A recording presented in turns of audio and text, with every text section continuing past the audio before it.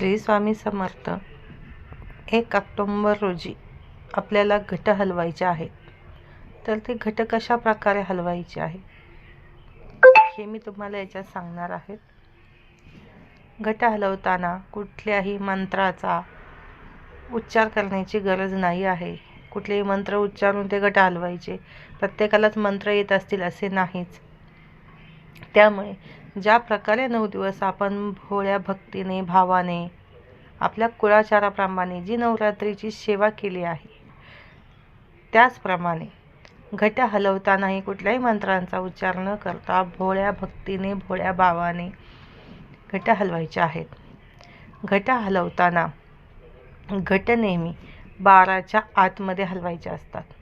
12च्या आतमध्ये घट हे हललेच पाहिजे.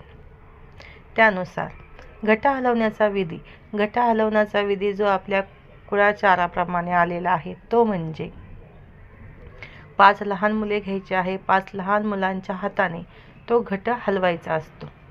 तो घट हलवताना तो डाव्या बाजूला हलवायचा आणि तो हलवून झाल्यानंतर आपण 7व्या माळेला जे कडाकण्याची माळ घातलेली आहे त्या कडाकण्या त्यांना त्या 5 मुलांना प्रसाद म्हणून द्यायचा आहे. जर 5 लहान मुले भेटली नाही तर मोठी माणसेही चालतात.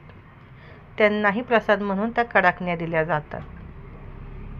नाहीतरी तुम्ही घरात जर गोडाचा प्रसाद केला असेल तरी तो दिला तरी चालतो. परंतु हा विधी जर अशा प्रकारे केला तर तुम्हाला नवरात्रामध्ये जे तुम्ही घटाची सेवा केली आहे त्याचे पूर्ण फळ लाभते. श्री स्वामी समर्थ.